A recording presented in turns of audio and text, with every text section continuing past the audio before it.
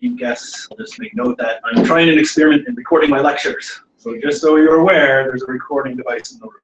Okay? Okay, so let's pick up where we left off last class. And remember what we were looking at? We were looking at doing simulations, building things that are polymers, looking at polymers, building things that are particles, looking at polymers, and we started to look at using coarse-grained simulation packages when we didn't want to do all the coding work ourselves. And where we left it was looking at polymers going through a series of obstacles, and my code didn't work. And so I fixed that, hopefully. And so let's look at what's going on here. So yeah, let's remember where we left off. We talked about how a polymer, a charged polymer going through a solution, is actually what's called free draining. So that it has the same mobility irrespective of what size it is. Okay? This is why we can't separate, let's say, DNA by just pushing it through. Okay? So instead what we can do is introduce some kind of obstacles. And to see how that works, let's take a short polymer here. So this is the code we looked at yesterday. N equals 10. You guys see this okay? And then everything here is the same, except what I'm going to do is I have a parameter here, n obstacles. What I'm going to do is place down obstacles randomly in a 2D system. Okay, that has a length of 100 and width of 100. I'm just randomly going to put down obstacles. Then I'm going to build a polymer at the bottom, and I'm going to apply an external field up and watch this polymer go through the obstacles. Cool? Okay, so let's do it for a short polymer. Let's see what we get. Okay, so the red ones are my obstacles, and the blue is my polymer cruising. Okay, no, so the short guy can go through pretty easily. Yeah. Okay, what happens if we crank up the length?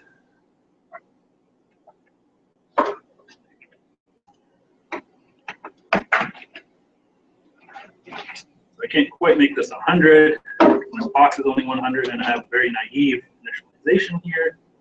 Let's make it 90. Okay, and so now you can start to see what's going to happen, right? That polymer is going to get stuck on these obstacles. It's going to have these wraps, and then there's going to have to be some kind that's going to have to slip to one side or the other. This introduces all kinds of delays in the system.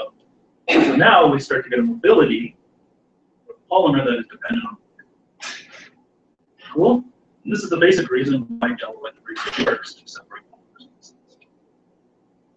Cool. Yeah, gel stacks with a bunch of different kind of obstacles. So this is in 2D, right? So now imagine instead of just having particles on a 2D surface, what we actually have is a bunch of fibers. Yeah, and those fibers can interconnect, right, and form similar pockets like this. Cool. 3D fibers forms network. That's right. Cool. So this is how we can use gel electrophoresis to separate polymers by size.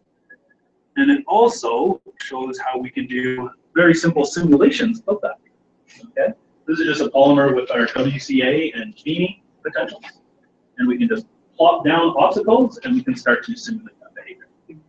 And this is a very good project. Okay, you hear me say a lot. Okay? If you could explore, well, exactly how does the mobility depend on the polymer? All right, and polymers going through disordered media on their own is a very interesting field to study. So there's neat phenomena such as entropic trapping, where a polymer can find a pocket that's big enough for its size, its radius gyration, and it can kind of hang out there for a while. Okay, this is something neat that you can explore very easily with simulations. Okay, the kind of particle-based simulations we can do. And another cool aspect to look at is what if we take a polymer, let's take a polymer that is 50 in size, so it's an intermediate length. And what we saw before was when we had essentially no persistence length, so it was almost a freely joined chain. So now if we add the three-body interaction we talked about last class so that we have some stiffness, it changes the dynamics a lot. Okay? And what you start to see, so yes, it must go by an end, because if the stiffness is high enough, the energy cost to bend to fit through a narrow constriction is too high.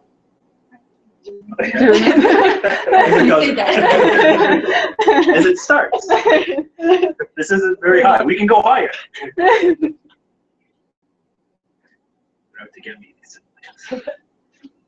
Let's change it to 100.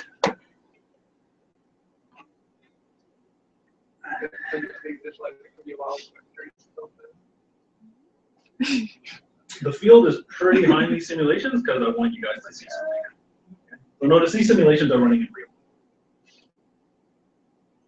Okay. Cool. And so you can start to explore things like repetition and all these kind of things. Okay. Where it literally comes from. It's like a snake. Okay. This is a cool part.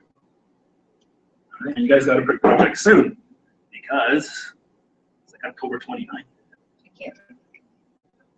No, you cannot. It's too close. This is your research. Yeah.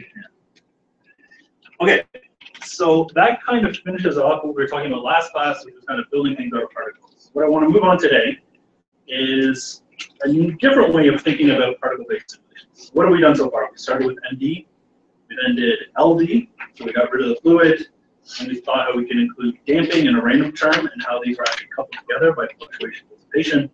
We went to overdamp so that we could do Brownian dynamics. And then from that, we said, looked at a different way of thinking about this purely probabilistic, which was our Monte Carlo. And then we looked at different Monte Carlo methods, such as probabilistic. Cool.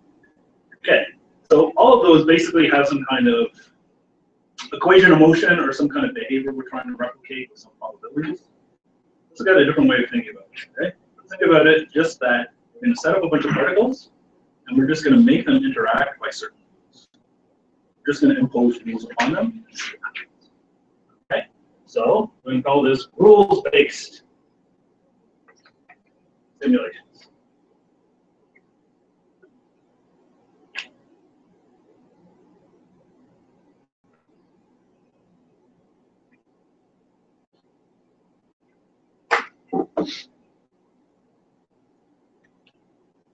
Okay, so again, we're going to have particles. They're going to behave according to a set of rules. They're going to interact according to a set of rules. And the rules can depend on position, on time, and as we'll see, a critical component is how they depend on their neighborhood, okay, what the particles are around. And as always, we have randomness. So as a very simple motivation for why we might want to construct simulations like this, let's just have a look at the movie of bacteria swimming. Okay, and bacteria have these flagella, and when they turn in a counterclockwise motion, they swim. Okay? And so you can see bacteria swimming, but every now and then, they kind of stop in place. And they seem to get reoriented, and then they take off in a different direction. Okay? So this is known as the run and tumble mechanism of bacteria swimming. Okay? What actually happens is that the flagella, like bacteria like this will have like somewhere between 4 and 10 flagella. When they all turn counterclockwise, they kind of bundle together. But then something happens in the motor and it starts to spin clockwise. And when that happens, the bundle breaks apart. When the bundle breaks apart, they can't swim anymore, so what they end up doing is just kind of rotating in place. That's the tumble motion. Cool? That's all very interesting stuff.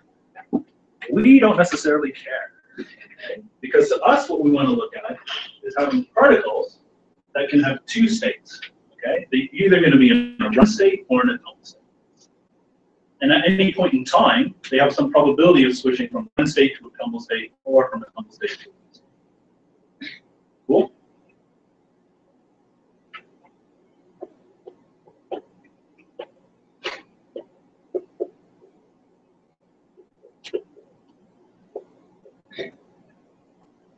And so what happens if I'm in a run state? Well, I have a certain direction that I'm going to go in. And I'm going to do so, let's say, with some velocity. Cool?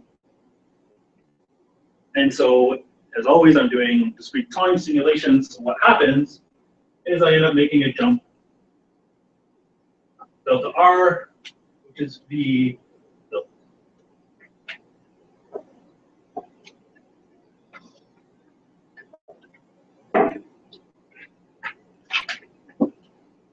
Okay, how about when I'm in a tumble state? Any suggestions on what should happen? Okay, so let's say this bacteria has been in a run state. Okay, let's look at a different point in time. So it's now at this location. What should I do if it's in a tumble state? I mean, I guess without kind of broken any phase and stuff, I just pick a random direction 0 to 360 degrees and get the point in that. And then move on to the next time. Yeah. Okay. So if you want to subsume everything that happens in the tumble step, what you can do is just say, when you tumble, you get a new direction. Okay. But maybe there's a correlation between your original direction going into a tumble state and your state coming out, depending on how long you've been tumbling. Right? If you do a very short tumble, maybe you're somewhat aligned to the direction you originally did. Well, we can build this in. Right? What we're going to do is when we're in a tumble state, at each dt, we're going to select a random number. And if our random number is less than our probability of going from tumble to run, we go to a run state.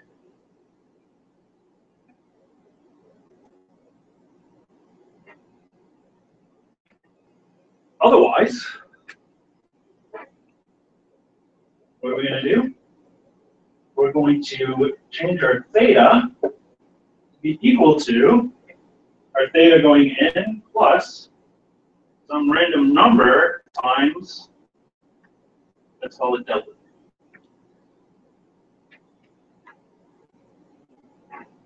Okay, where a random number here must have a 0 mean, so let's take it to be from negative 0.5. That's great.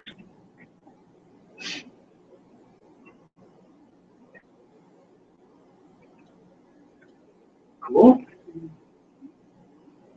So if d theta is a small change in the angle, then if you enter the tumble state, after your first time step, okay, you've been in the tumble state for one time step, you'll be slightly misaligned from this. The longer you're in there, the more you'll become misaligned on average. Essentially what's going to happen is your angle here is going to do a random walk. Okay? And the longer time goes on, the less you'll be correlated to your original theta. Cool? All right. So what would the code for this look like?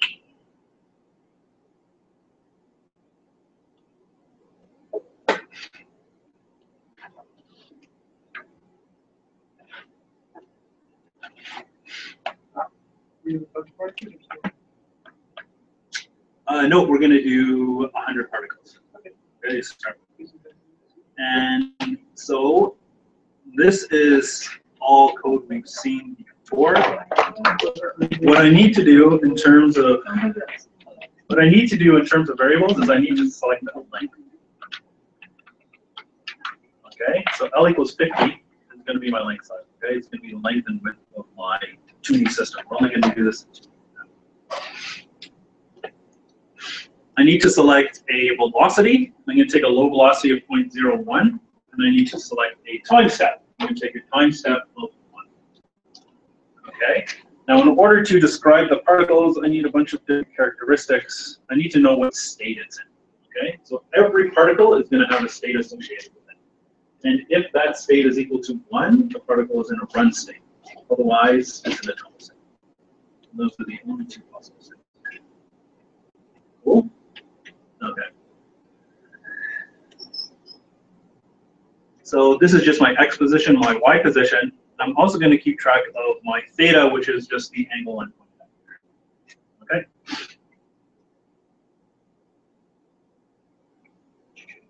So this is my initialization. So I initialize the particles in the system to be somewhere between 0 and L in x and y. So I'm randomly placing them in the system. And right now, there's going to be no interaction between the particles themselves. Okay? Excluded volume is something we can bring in later. But for now, we want to just try to get this run tumble swimming. Okay, I'm also going to pick a random direction here, theta, and I'm going to output this to a file so that we can view the trajectory later in our usual exercise. Cool? Okay, this is the business end of the program. This is the main while loop. So while t is less than t max, what am I going to do? First of all, I'm going to print out the header because I'm going to print out the coordinates every 10 integration steps. And then here is where I'm going to do what we talked about on the board. If I'm in a run state, it's pretty obvious what to do. Okay, my x is going to be incremented by b multiplied by cos of my theta. And my y is going to be incremented by b multiplied by sine of my theta, as well as the theta. Cool? That's a run state. What I'm going to do then is select a random number. Remember, this is how in C we can get one between 0 and 1. And if rand is less than my probability of going into a tumble state, then my state flips from being 1, which corresponds to run, to being 0, which corresponds to tumble. Cool? If I was not in a run state, I'm in a tumble state. What do I do in the tumble state? I select a random number, and my direction, theta, then gets incremented by this random number multiplied by d theta. Cool? Which is what we talked about. I select another random number, and this is the check to see if I'm going to go from a tumble state into a run state. Cool? All right, so these simulations are totally just based on the rules that we know. Okay? We're using very similar ideas, the probabilistic ideas we've seen in Monte Carlo. This is essentially a Monte Carlo algorithm because it's all just based on probability of success. Cool? Okay, so what am I selecting for these variables? My d theta is just going to be pi over 16. Probability of entering a tumble state is going to be 0.01. And I'm going to have the same probability of entering the run state. 0.01 seems really low, but my time step is pretty low as well. Okay, because remember, this is checked at every time step. Okay, so at the bottom here, I can select two different boundary conditions. Okay, so I can have periodic boundary conditions, in which case, if my particle leaves the box, I just warp it in from the other side. Okay, this is the simulation on donut. Okay, I can also just have walls, in which case, what I do is if you cross over the boundary, I just take how much the particles cross the boundary in that direction back the same amount of them. Cool, which corresponds to wall direction. Okay, is everybody okay with this code? All right, let's compile it and run it.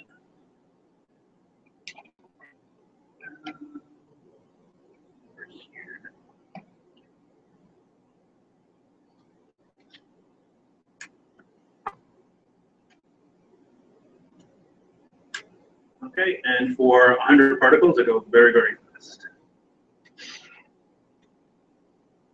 Let's view the trajectory file.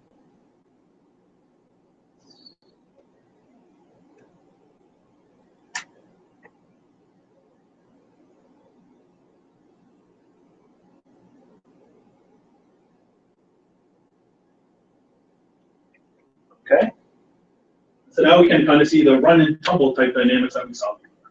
And if we don't actually need the flagella in there, we can get this motion just by implementing the loop set.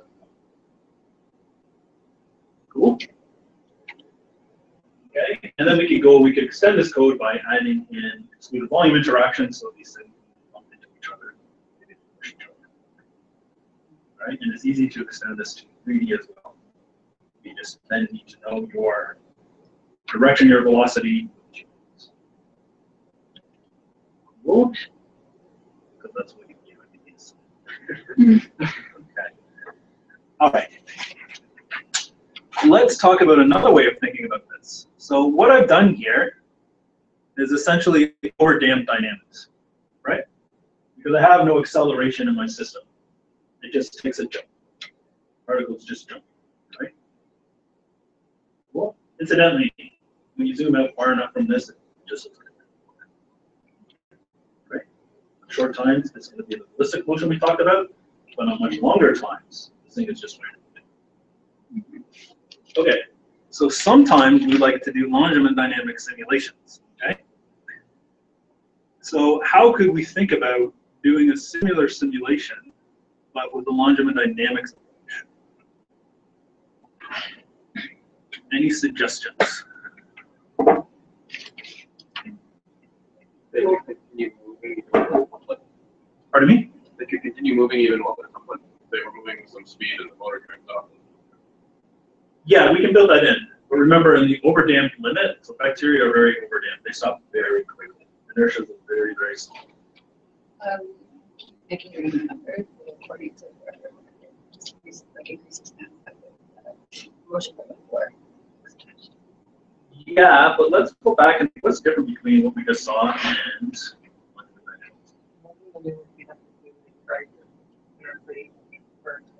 So we'll be just trying to what is our acceleration?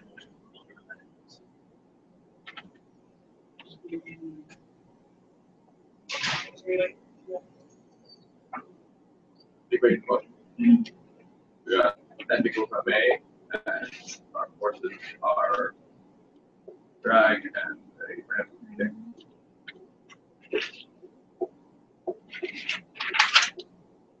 Right.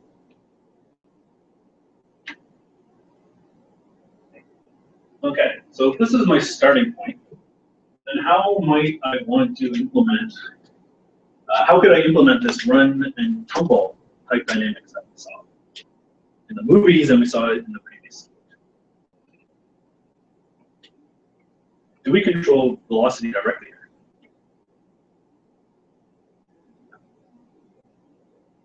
No. We integrate this to get velocity, and we integrate velocity to get position.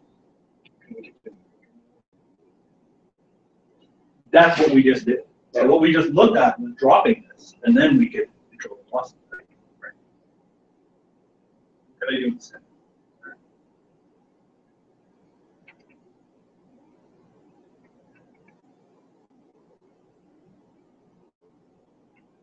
So we want to add something to our velocity increment that depends on the previous one. Correlate the velocity. So what is very nice about molecular dynamics?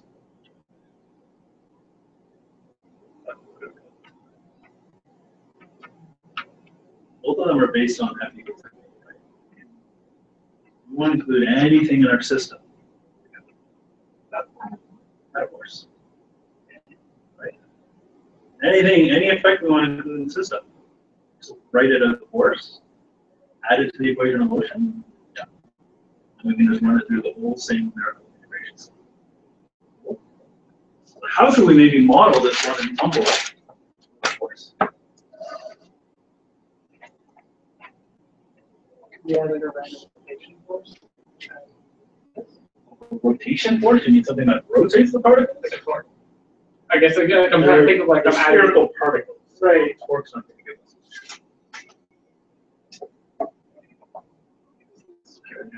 Zero. Pardon me? Should we just zero out work? Probably. Is it like Already negative. Stop. We don't actually do anything. We can model them. We need a force on these particles, right? So it's That makes them do this motion. Okay. Let's just strap a jetpack. Cool. All right. So all we're going to do is we're going to say, okay, this particle has a force with some magnitude. This particle I, some angle theta I.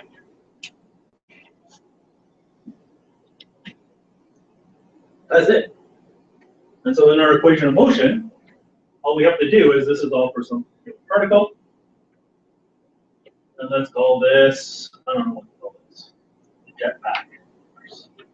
Okay. Boost. Okay. FB for boost. Okay. We just add that to our equation of motion. That's it. Cool. Everybody okay with that? Are we going to set A to 0? Or are we now going to No, because remember what quantum dynamics is, and molecular dynamics. We need to get our A, and from that we get B, and from that we get R. So have we left the overdown limit, or are we still calculating the overdown limit? Not the overdamped. The overdamped limit is when this exactly goes to 0. Right. Okay. So what we can do is increase our friction coefficient so that inertia is small compared to right side. Cool. Right. So this just backwards. Yep. So this is like just a force that's going to say whatever direction you're going in, just keep going in that direction really fast, and then this is what we're going to do in thermal case. Well, no, because we still have this, right? Right. So we can include the effects of the solvent on this guy, right? So this is just another force in our sum of forces. Okay. Right?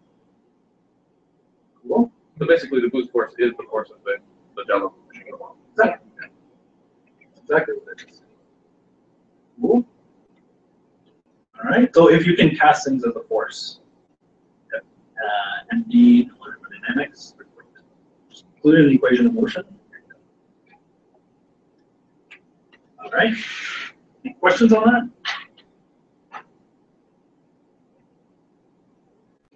So this means we can also play with some kind of noise in the system through this term here, okay? But we can also turn it off. Okay? In our previous dynamics, we had none of this kind of diffusive noise, so we can exactly set the temperature equal to 0. 0.0. Do we care about how fast they tumble about? They some rotate faster than others. Could they make a tumble forward? So, yes, you can do that. Okay? So, we don't need a tumble force to actually rotate this thing because it's spherical. Okay? But you could say, okay, well, as it tumbles around, maybe some tumble faster than others, so you could have a distribution, right, of how the angle is changing. You can do all of that. Okay? And you can measure a lot of that stuff from experiments, and then you can put that into your simulation. So that's more fun. Okay? Well, let's just try and capture the gross dynamics right now. Cool. So we're only going to do this in the run state. Yes. What do we want to do in the tumble state? Okay, so this is a Langevin dynamics code. It's very similar to what we saw before, except now we need to initialize our positions and also our velocities and accelerations. We're going to set those all equal to 0 for now. Okay? Our Langevin dynamics thermostat will quickly take care of that. And then in the main part of the loop, so here's my time part of the loop. This is where I'm going to loop over each particle. Now what I'm doing is not just advancing the positions based on the velocity, but I'm doing the numerical integration. Okay, and again, I'm using the velocity Verlet. Cool. When I get down here, my boundary conditions, if I want to implement a wall, are different than what we saw before. Okay, because now what I want to do, remember in overdamped dynamics, there's really no such thing as a velocity, right? Things are just randomly jumping, no correlation between each of them. Cool. What I want to do here is when I hit a wall, I'm not going to worry about my position so much with my time steps. What I want to do is flip the velocity. Okay, elastic collision, we just flip the velocity. Cool. So this is my boundary condition for Langevin dynamics. Here, this is just what I'm going to do is take a consistent force for every particle in the system. F1, I'm going to call it. But every particle can have a different angle that it's going to have. Cool. And so this gets added to the equation of motion. I can calculate it here. So what I'm doing is I'm first setting the acceleration of each particle to be the force due to the jetpacks. Okay? And then what I'm going to do is come down here and do the Langevin dynamics part. So I'm going to add the drag term, which is this guy here, and the random term, which is this guy. Cool. And then this is our half set velocity, and then we use that up here, and this is actually where we go. as we've seen. All right. So that's all in the run state. What do we want to do in the tumble state? Keep doing what we were doing. Which is what? Randomly reorienting by some, or reorienting by some random thing. Yeah, exactly. Okay. And we just skip integrating altogether. Skip integrating, we're not going to go. Okay, so while we're tumbling, we sit in place, and we're just going to play with the A. Good? Okay. So that's the code.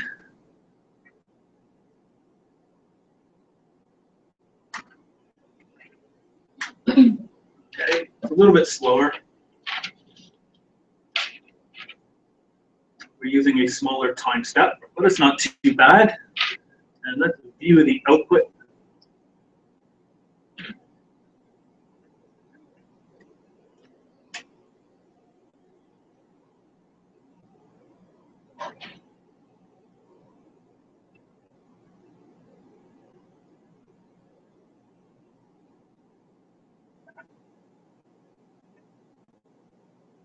So we start with that in the system, and then this is what happens. Okay, randomly changing directions. Cool. This is how we do with longitudinal dynamics. What we do here is we have this force that is particular to each part. We can again get these kind of running. All right. Anybody have any questions about this? Yeah. Why is there some collected on the other side? Yeah. Order. Any ideas? Well, if you're facing the wall, right, so go to the wall. Oh, but then we get the velocity. Yeah. Go pop there. Good luck. I thought we were also changing the angle as well. Yeah. So I don't know if my eyes tricking me or if this one. No, they're randomly picking different directions here. Yeah. What's happening at the wall is a very interesting question. Okay. And so let's kick it up a notch. All right. So let's take our swimmers. Let's add some geometry to this. And those of you that know the answer, please don't answer. You know the answer? It's not Boltzmann. Okay, so what we're going to do is we're going to add some geometry, and we're going to have a funnel configuration. Like this. Okay.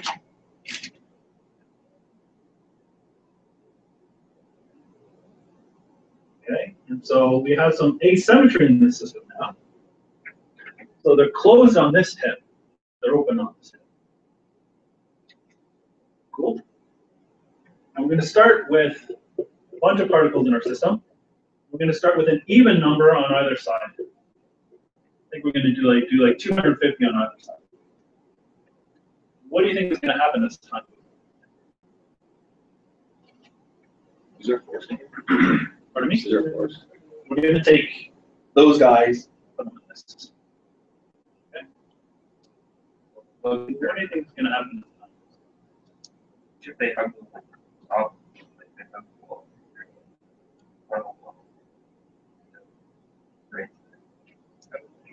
Why?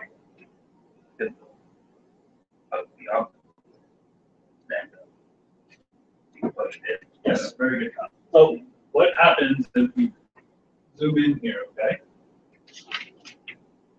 The particle comes like this, and it hits this obstacle here, okay? Now, if this is just a Brownian particle, what happens? Just under random number fluctuations. This is particle.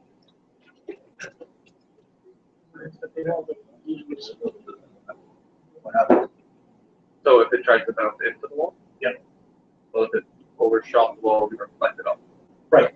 Okay. So Brownian particles, we just bounce back off the wall. Cool. What happens when you have a jetpack? You can push yourself into the wall. Right. Keep pushing against the wall.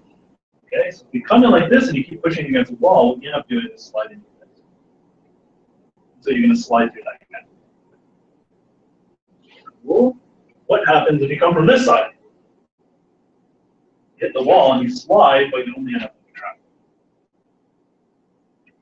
Okay. Yep. So how are these guys ever getting off the wall? It's hard for me to track.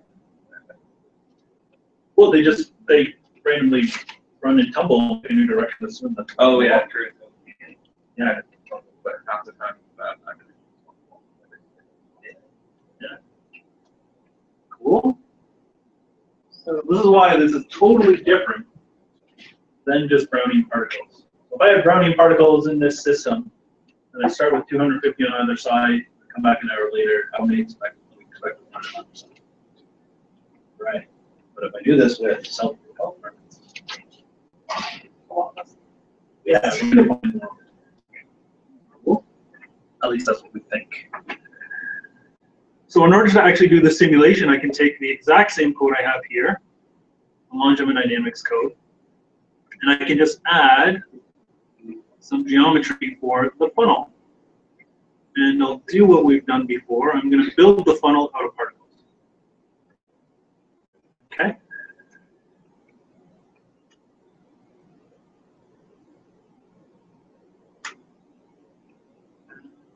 Let me show you what results.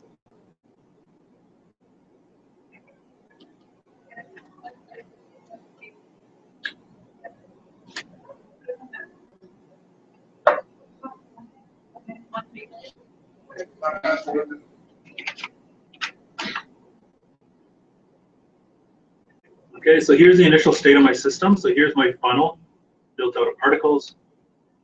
Actually, a little bit too large. That's more like it. And so I'm going to let them go. The guts of the program are exactly like we saw before. This is LD or BD? This is LD. Yeah, so the program we just looked at, all I'm doing is adding in this one. Okay?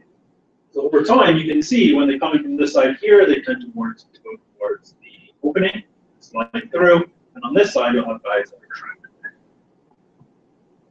Cool? Yeah. So if you are self-propelled, the asymmetry in this system means you tend to be more on the right-hand side of the funnel. But only because you're self-propelled. Right? Can you use this to purify factors? That's a good question. So, first of all, let's just have a look at if I plot the number of particles on either side. I can just keep track of how many are on either side. I have a total of 500, so they start around 250. And then this would be on the right-hand side in blue and on the left-hand side in red. Okay, so you can see the bias start to happen, but it doesn't end up with all of them on the side. Why not? Why don't they all end up on the side? Right, okay, so like anything like this, you could probably tie this to ultimate distribution, right? There's going to be a difference in energy, right? Okay, but that doesn't mean everybody's there, okay? Because as soon as you have that concentration gradient, there's going to be a tendency for particles to move less. Cool? Okay, so can you use this to separate bacteria? Yes. So this was built in 2007. Group of Bob Austin. And so here's I'm talking about some ideas to what we talked about. And so here's some pictures from the device in action. Okay. And so here they start, even distribution, and sometime later, much more concentrated. Okay. And then they even got cute with it. They started to have series, right? A bunch of them in series. And then it's not PU, like it's Princeton University. Okay? So they have all these funnels pointing inwards, and they had all bacteria around here, and then they concentrated in there, and they're fluorescent tags. So cool? Okay. So it actually works. All right. So a closely related topic to this that extends nicely from swimming bacteria and is another way we can use rules-based simulations to get cool results is collective motion. So what happens if we have a bunch of bacteria, a high density of bacteria? Okay, and this is a collection of what are known as Twitcher cells on the surface, a high density of them. And this is from the experimental lab at John Thatcher. Well, what you see is some really cool, complicated collective motion. Okay, so bacteria cells on the outside here tend to not be moving very much.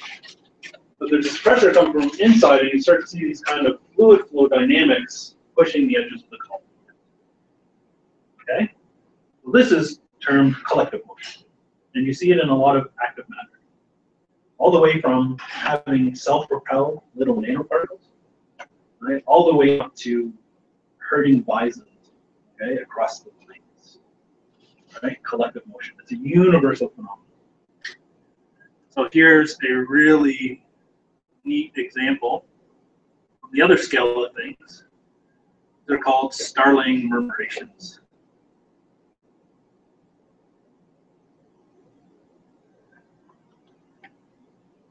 Okay, this is a crazy amount of starlings. All right, and they're all flying around in big groups, and they undergo these really complicated flying patterns. They stick together as groups. Sometimes some of them break off, and amazingly, they never collide with one each other. Okay, there aren't starlings falling out of the sky. Okay? So they're able to do this, but there's no. It's not like there's a leader up there choreographing this. Okay? It's an emergent problem. Okay? So it comes out of some rule set of how they interact with each other, depending on how close they are to each other, and factors like that. Are those like are starlings birds? Starlings are birds. Yeah. Yeah. I didn't know if that was like a locust swarm or something. No. So locusts also do. Yeah. Locusts are an interesting example because locusts change their behavior depending on the density. So when there isn't a high density of locusts, they're happy to just hang out and eat whatever crops. All right. But then when they start to get more and more of them in an area and they start to touch each other too often, their behavior flips. And instead, what they do is they get really aggressive and they form these swarms that then spread out across the countryside. Okay, but again, it's this complicated emergent collective motion that is somehow coming out of these local interactions. Okay. How did they not crash that? Like to me, like I feel like I don't know. they couldn't drive on the road like that with a bunch of people. They crashed. Airplanes do it. There's forward sometimes. They Yeah. crash still. Yeah. Okay, so this is collective motion. And let's think about how we might be able to model this kind of motion.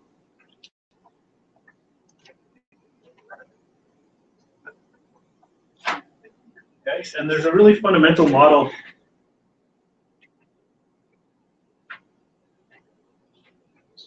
that we'll start with.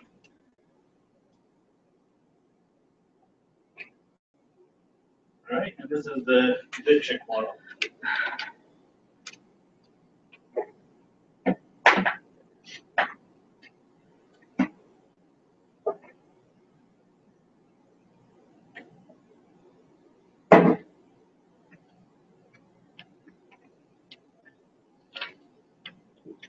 And it's very easy to describe what this is in words. Let's say you have a bunch of particles in an area. The Ditchik model says any one of those particles, its velocity is the average particles around it, plus some perturbation. Some random. Okay? Cool. That's all it is. All right?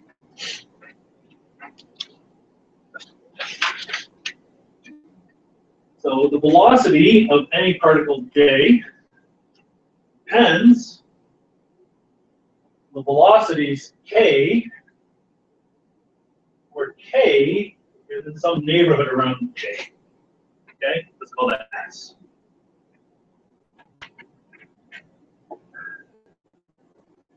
Cool.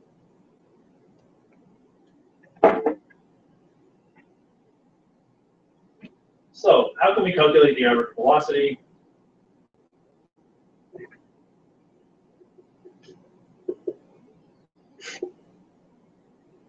So the velocity of our particle, let's just call it v sub j, okay? Because what we want to do is consider, we have some particle j here. There's a bunch of particles around it, extending far away. What we want to do is consider, okay, within some radius, r, this defines a neighborhood S. What we want to say is that the velocity of this j particle is going to be the average of any particle that falls within this neighborhood. Cool. Notice we include j itself in this. Okay, so that its own velocity contributes. Yeah. All right. Okay.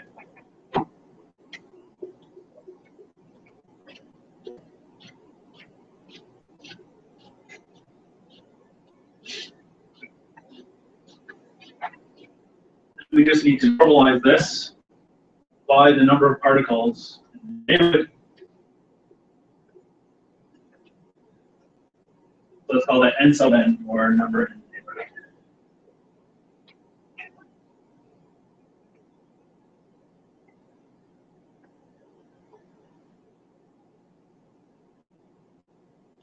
This good with everybody? Okay. And then this we can write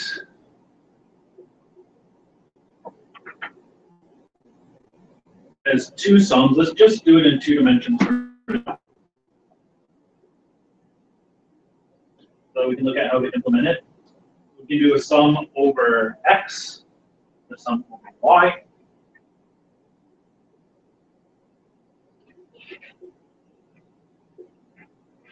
This, whiteboard.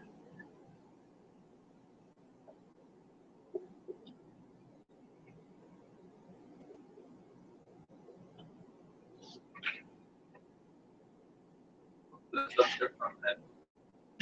On n, a little n sub n. But they're different cases. Hey. I have a question with that. You guys take previous students. Oh, but they were the best students. All right, well, thank you very much for coming.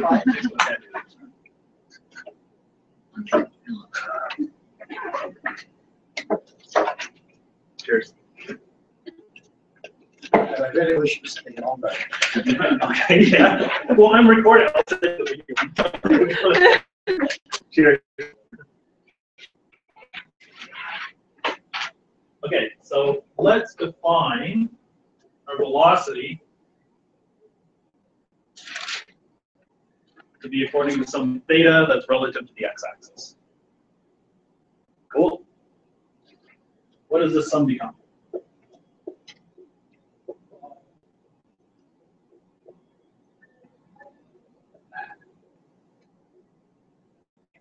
So remember, this sum is over k.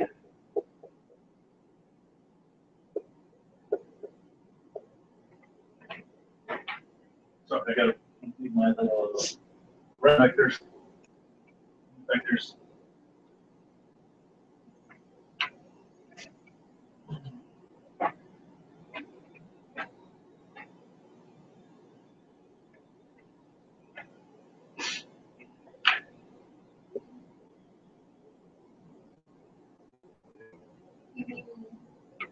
Y before the.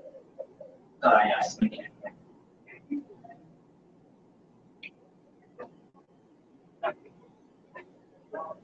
Cool. And so we can rewrite this as just being b, the average sine theta, okay, over k within s, x direction, plus cos theta, k within s, y direction.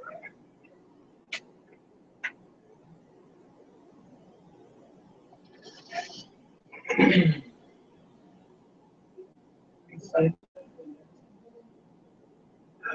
I mix them up? Yeah, I flipped them around. Yeah. I guess you just swap things in my head. Yeah, well.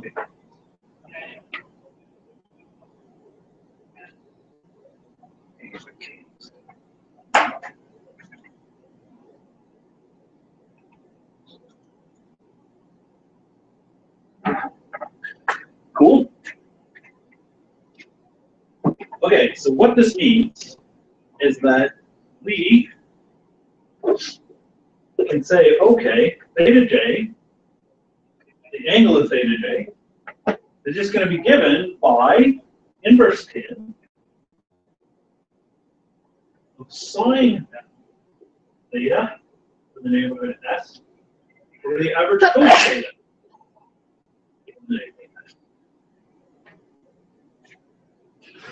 Good.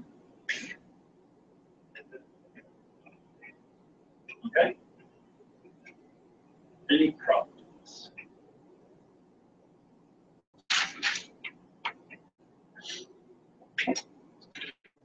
Is theta going to be random? In the beginning. Okay. Oh, there's a random part here as well. So that's what we're going to add right now. Is theta going to be uniformly distributed? In the beginning, it can be. Yeah. So what we'll see is that we'll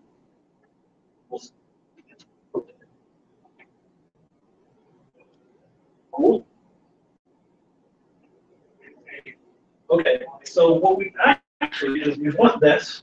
Okay. But we also want to allow for some degrees of noise. Okay. So this is exactly the average of the particle itself and its neighbors within some distance. Okay, but let's allow that maybe the particle doesn't want to do exactly what its neighbors are doing. Okay? And so there's going to be some degree of variation. Let's add in 2 pi eta z, where z is going to be between negative 0.5 and 0.5.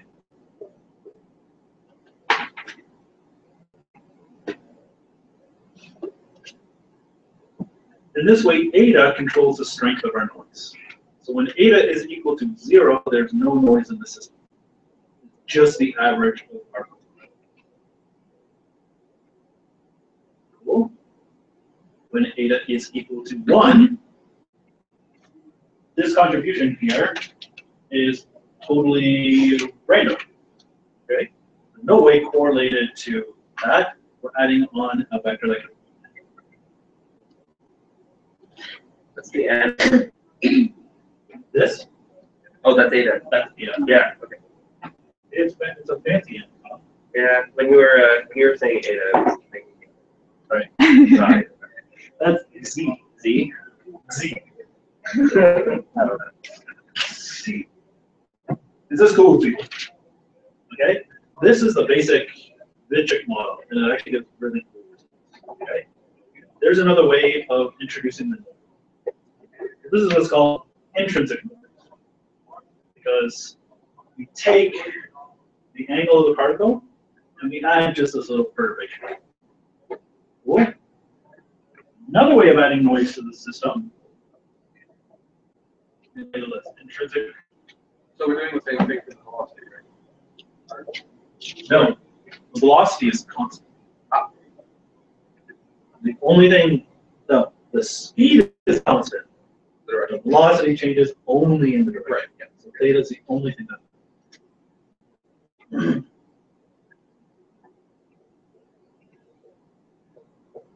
There's a model for extrinsic noise.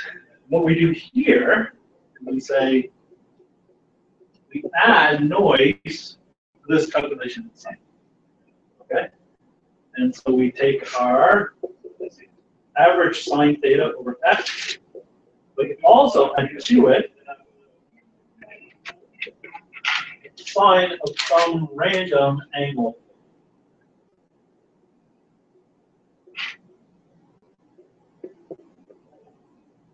And this would more model noise coming from the environment.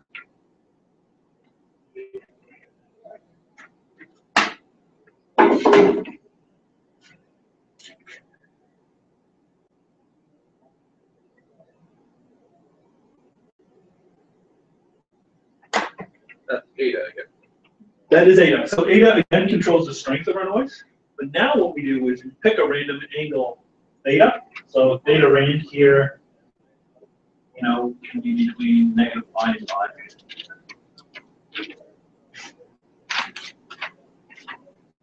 All right, so that's just some random vector. And how much that dominates over the average of the local neighbors, we can adjust. Of course, our the noise parameter. That's how we have 0 and we have no noise in either. Cool beans? People okay with this? Okay. So these forms are physically motivated? Yes. So intrinsic is because this is what the particle sees from its neighbors, right? Swimming along, it's doing anything, right? What's that its neighbors? That's what everybody around me is, right? This is the perturbations of that, right? I'm going to stray off. Whereas this goes into the average itself. Oh, so it's like misperception. Exactly, right? Maybe this isn't the average because there's external noise in the system, right? Cool. This is intrinsic. It's almost a decision of what everything you're looking at. Whereas this comes out of it. Cool. Okay-ish. Okay. What does this look like?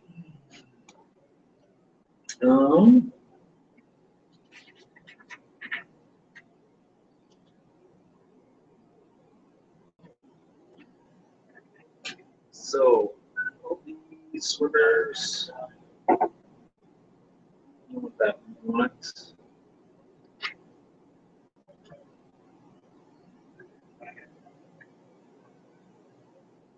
So this is the one with internal noise. Okay, so this is similar stuff to what we saw before. They have a constant speed, so I'm just going to take a speed of 0.03. That's what was in the original paper.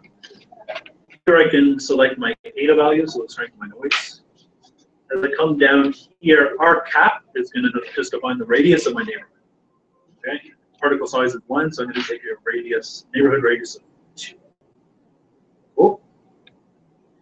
Come down here, this is just writing things in the file, the usual trajectory stuff. Okay. So here, this is a pane. For any particle I have to loop over every other particle j to see if it's in the neighborhood. Okay, so this is our old double sum problems, things, scales, and so there. Okay. Nevertheless, let's do it that way for now. What do? Well, I sum up all the cos components for my x, all the sine components for my y. And when I've done that, I can calculate my average theta to be the arctan. Cool. A very important point here. I'm not just using arctan. I'm using atan2. And I'm passing it 2 different numbers. Why do I need to do this?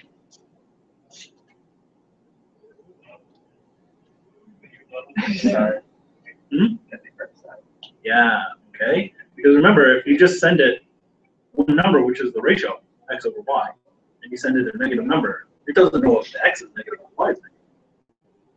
Right? And you get a different angle depending on which one. Okay? So why programming languages have this. And until you discover them, like we have. Okay? None of my simulations were behaving all weirdly. And I'm like, man, I got review assignments. Really? And but it was all because I wasn't using this guy. For today? Code. No, for today. Oh gosh, yeah. Okay. So it's super important to be aware of these functions. Do you need a different library for it? Is that in the skater one? No, it tends to be in multiple. Yeah. Yeah.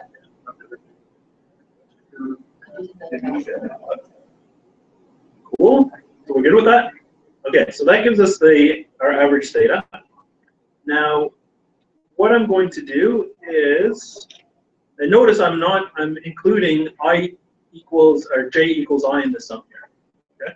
When it runs over itself, it calculates itself to be in the neighborhood. Cool. So then my actual theta, I'm going to take that average theta, and then here is my noise. Cool. And so I can play with eta to change the strength of my noise. Right? So what do you guys think this is going to look like at low eta? Low noise. What do you think it's going to look like?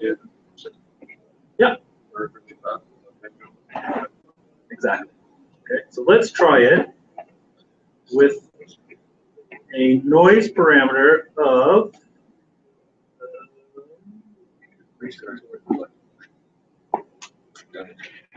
0.1.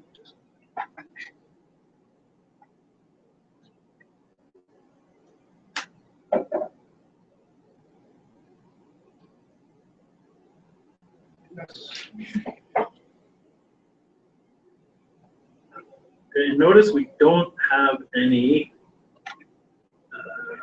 they're allowed to penetrate, there's no exclude point. Okay, all moving in the same direction.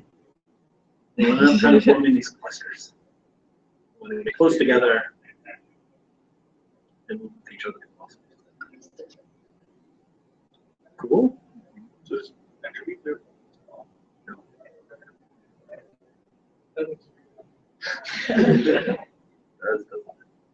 Let's increase the noise to 0.5.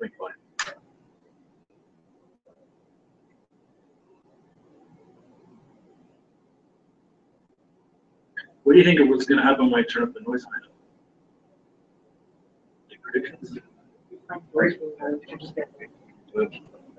Yeah. This is going to be a random angle, right?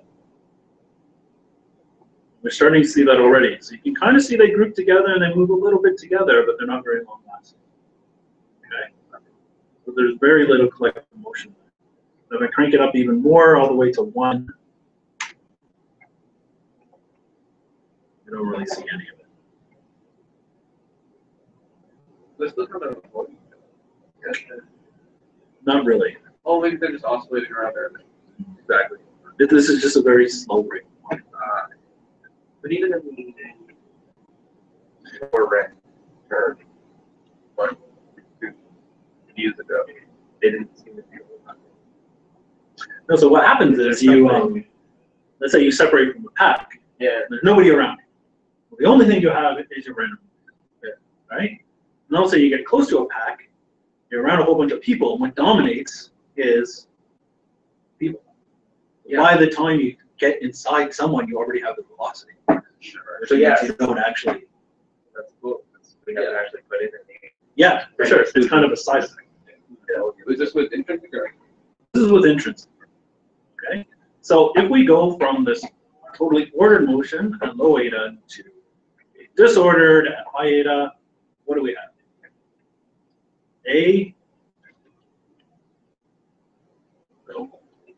Going from one to the other, somewhere along the lines, we have a phase transition, right? Is everybody okay and comfortable with that word? Words. Compound word. Okay, so you can actually map this out.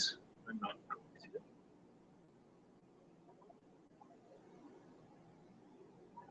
to. And it's interesting.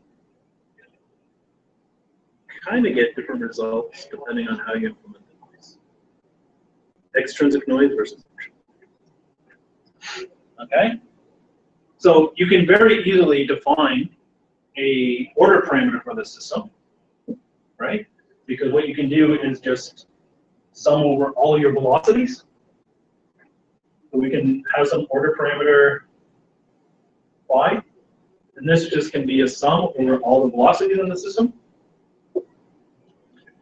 Just take the magnitude of it and normalize by the number of particles. And our speed. Cool. Everybody's in the same direction. This gives you ND, this gives you. Everybody goes in different directions. You add up enough of them, there's nothing left over in X, nothing left over in Y.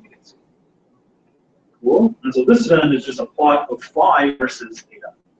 When we have extrinsic noise, we have something that looks like this. What kind of phase transition is that? Sharp is one word for it. Does anybody know characterization of phase transitions? Yep, I don't know if there's. they have different orders. Oh, This is a second order phase transition. Okay. Or the first order. First order. It's first order because it's discontinuous in the first derivative. Okay. This guy is actually second order. Okay. It's continuous here, but it'll be discontinuous in a second order. Okay. Like what we saw for the Ising model. Remember, it was continuous in the transition, but when we looked at the susceptibility, which was the second derivative, it had a peak. Cool. All right. So this guy is pretty well known that it's first order for extrinsic. Doesn't see people are totally convinced about if the intrinsic noise is a first or second order transition. Okay, so the first order we can continue it. It's discontinuous in the first derivative. So you could. Okay, so that's not obvious. Pretty sharp.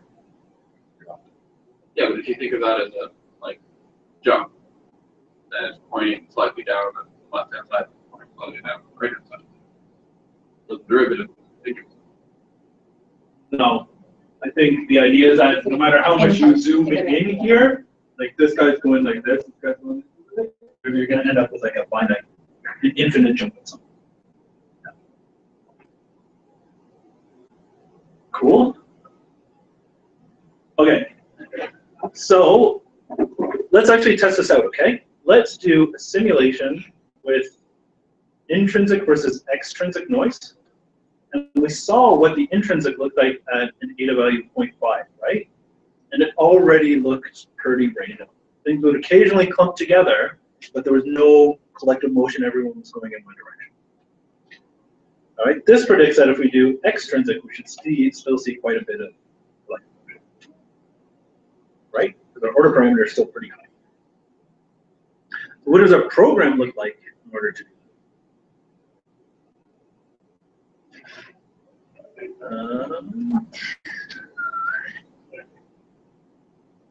This guy here.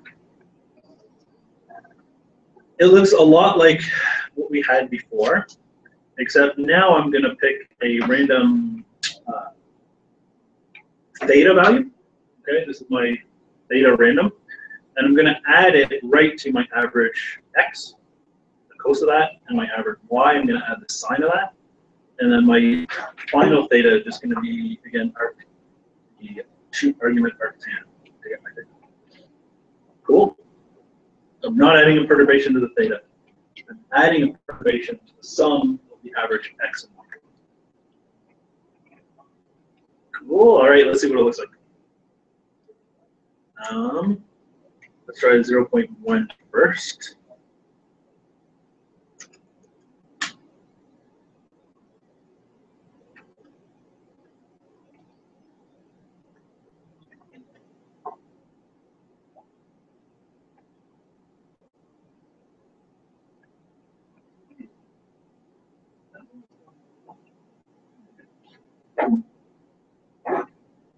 Pretty neat, eh? This is a very simple rule set, and it can reproduce very complicated behavior. Okay, so again, simple models can give deep insight. So physicists may have this. All right, now let's change it to 0.5. So remember, in the intrinsic noise, we barely had any collective motion. Let's see what happens here.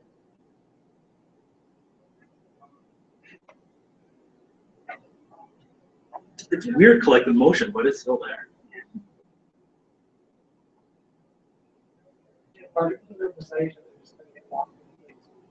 Yep. You tried to watch this video for 30 minutes straight and then tried to stand up. Yeah, That's actually what the midterm is. So, watch that too long. but again, if we crank up the noise high enough, apparently nothing, except maybe I didn't do this. I think I did it 0.9.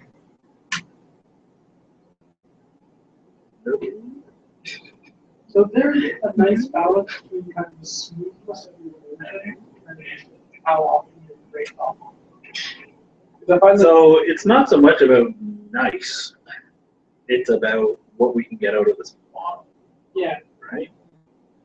So this is at 0.7, which is on the other side of the phase transition for the extrinsic noise, and again, with very little. Cool? Neat, hey? Super simple model. This was published in like 96 in PRL. Since then, a whole field erupted in modeling. Right? Let's do something cool. How might we extend this? Pardon me? We could do that. So What else could we possibly do? is this really slow to run? Like, would it be worth, in practice, would it be worth doing that same trick we did before where you make a neighbor list and then? Yeah, so in practice. so are we Which is looking, what we're going to do.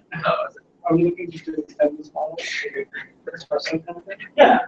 How could we maybe extend this model, add something else to this model? Something that's maybe missing from this model that you may have seen like in the floppy. Their dimension. Yeah. Well, yeah, we'll do that very last of all. So I mean, I guess there's a bunch of things we could try to add in that model. We could add a variability in the velocity. We could add like a style. Yeah, but was there anything you saw in the Starling video that you didn't really see in these videos?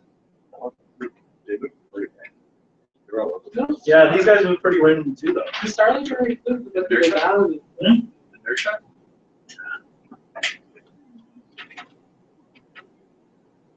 So one thing is those clusters of starlings tend to stay together. Occasionally some of them will break off. But what we just saw is things were breaking off all of it. They're colliding it and other stuff and collecting. Right? So when they're close enough, there's collective motion. But there wasn't any kind of attraction to keep that cluster. Cool. So we had like a weak traction. Yeah. Like a really weak WCAs. Or sorry, like a weak. Well, you don't actually want to do springs. No, sorry. That's yeah. probably overkill. Okay. So models then will tend to have, this is your particle, and this is excluded region. Okay? You do not like other things to be that close to you. Okay?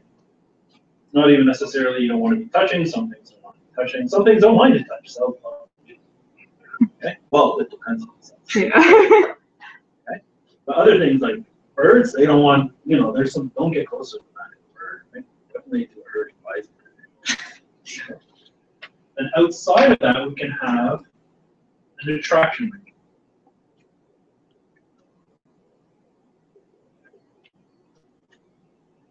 Okay? And then outside of that, you don't see it. Cool. And then we also have our alignment region. So this is basically our neighborhood. You try and align to people. Cool. These could be the same size. You can have attraction within the line. You can kind of do, but this is the basic idea. Cool. Let's switch to espresso. Things are going to get serious.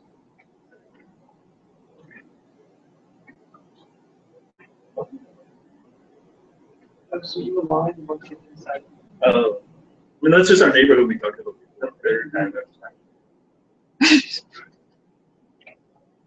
Okay, so Don't sit near the wall. how are we going to do this? Well, for the central part, it's pretty easy. We can just include like a WCA potential, right? Just with volume. Done. Okay, that's my Leonard Jones. For the attraction, I'm going to use the soft sphere. It's not the soft sphere potential. I changed the soft sphere potential so that basically there is a constant force inside of the attraction. Okay? Do you want to put source? Yes, it did. Okay. What else? Not too much. We're going to use some fancy pants functions inside of Espresso, because Espresso has commands that you can return all the particles that are within a certain distance of whatever particle we're looking at, which is pretty handy for what we need. Cool. And then we can just loop over all those particles. We can assign angles theta to them, right? We have a matrix theta for each one of our particles. We can calculate the average theta. We can add our extrinsic noise here. And then all we have to do is, based on what we calculate for theta, we can add a force to it. Each particle is going to have an external force applied to it. Cool. What we're doing, yeah. Yeah. That's right. Cool. This is okay with everybody. So what does this look like? This is going to run it in real time.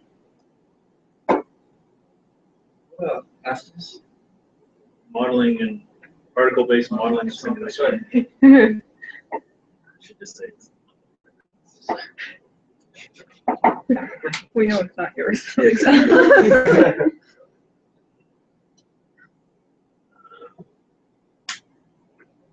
Oh, yeah. I got to ask. This far into it. Yeah, you're the walk in. Look at me. Okay. So here we go. Okay, so now we have a coherent swarm. Yeah. Okay, but occasionally they break apart, and then you can actually see cool interactions when they get close to each other. Collide back together. You get some rotational motion.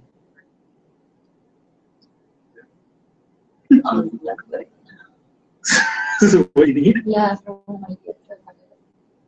Oh, okay. I just thought you meant like right now. Well, I've had a hard day. but it is very soothing. Today's flaw. Pretty cool, eh? So again, this is not a complicated model. But we can actually get really complicated behavior out of it. Okay? And then So will it ever leave that? Yeah, yeah, we thought. Oh, It was it ever always one? It it started at as one, yeah. Middle bird ever. Okay, but it's Middle If bird. it breaks apart, It doesn't necessarily have to be a bird. could be left. Okay, so one thing we can do, I'm going to take an extra minute here. Yeah, we can make it 3D. Okay. I don't want to, this takes forever to simulate. Try and pull up. Might be like 10 times.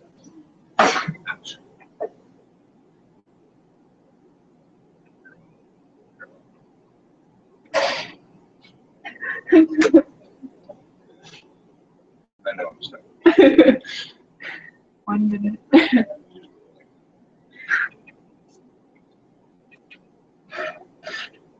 So adding the extra dimension. Well, I'm also going to do 1,000. Oh, adding a dimension. Yeah. Right, but I want to get like a swarm. Okay. That's the coolest. All right. And so again, these rules are super simple. Yeah. Okay. Yeah. All are too small. All right. But this isn't that dissimilar from the sparrows, is it? But if you like, And yet this is a lie. Okay? You have to be careful when doing these simulations. That looking the same is not it.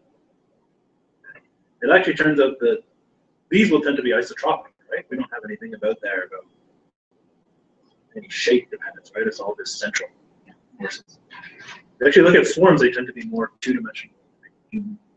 make a planet. Yeah. Well, there's that too, right? But you can play with stuff like that, right? But it doesn't take a lot to get this swarm behavior. Okay? Pretty simple models. Cool. And again, this isn't like, oh, this comes out of Newton's second law. This is totally rules-based simulation. We put in a bunch of rules and this happens. but we can use all the ideas we've used from all this other stuff in order to simulate. Which is why physicists went crazy over it. Right? Cool. That's another good project topic. Okay, so There's so many. I have you have to write one now. yeah, you better write one down soon. I almost remember, and I'm not going to give extra time. So for tomorrow, I don't think the workshop's going to work because I think I meet with the reviewers at 9:30 and you meet with them at 10:30. Yeah. I don't know what people's afternoons look like. We could do something in the afternoon. Well, we have group meeting too. Yeah, but we can move group meeting around. Anytime after 12. I can go after 12. Anytime after 12 is okay?